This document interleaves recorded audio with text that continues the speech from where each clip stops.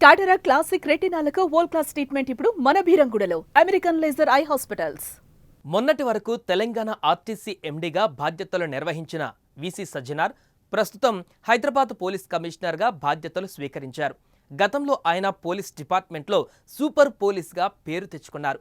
1996 బ్యాచ్కు చెందిన ఆయన తెలంగాణలోని సైబరాబాద్, హైదరాబాద్ పోలీస్ కమిషనర్గా పనిచేశారు. వరంగల్ ఎస్పీగా ఉన్న సమయంలో సజ్జనార్ నేతృత్వంలో యాసిడ్ దాడి చేసిన 3 నిందితులను ఎన్కౌంటర్లో చంపేశారు.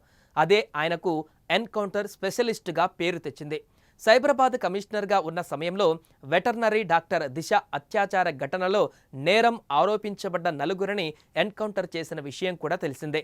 నగరంలో శాంతి భద్రతలకు విఘాతం కల్పించే రౌడీ షీటర్లపైన కఠిన చర్యలు తీసుకుంటామని హెచ్చరించారు.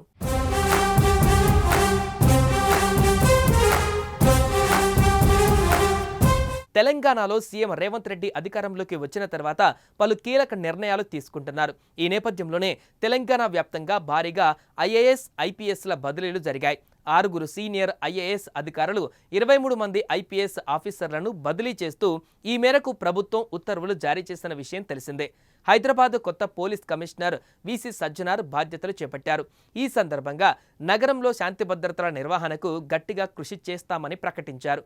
ముఖ్యంగా రౌడీ షీటర్ల అరాచకాలపైన ఉక్కుపాదం మోపుతామని, వారు ఎవరైనా గీత దాటితే వారిపై పీడీ యాక్టులు నమోదు చేసి కఠిన చర్యలు తీసుకుంటామని స్ట్రాంగ్ వార్నింగ్ ఇచ్చారు.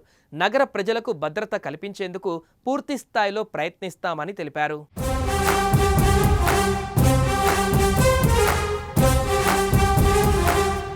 సోషల్ మీడియా విషయంలో కూడా సజ్జనార్ హెచ్చరికలు జారీ చేశారు. సోషల్ మీడియాలో నేరాలు ప్రేరేపించే విధంగా పోస్టులు చేస్తే కఠిన చర్యలు తీసుకుంటాం. సామాన్యులే కాదు, సెలబ్రిటీలు, రాజకీయ నేతలు, వారి అనుచరులు ఎవరైనా సరే ఇలాంటి నేరాలకు పాల్పడితే వదిలే ప్రసక్తే లేదు. ఎక్కడో ఏదో జరిగిందని ప్రజలను భయభ్రాంతులకు గురిచేసే సంఘటనలు పోస్టులు పెడితే ఎన్నో సమస్యలు ఎదుర్కోవలసి వస్తుంది. ఇక ముందు ఇలాంటి వాటికి గుడ్ బై చెప్పాలని వార్నింగ్ ఇచ్చారు.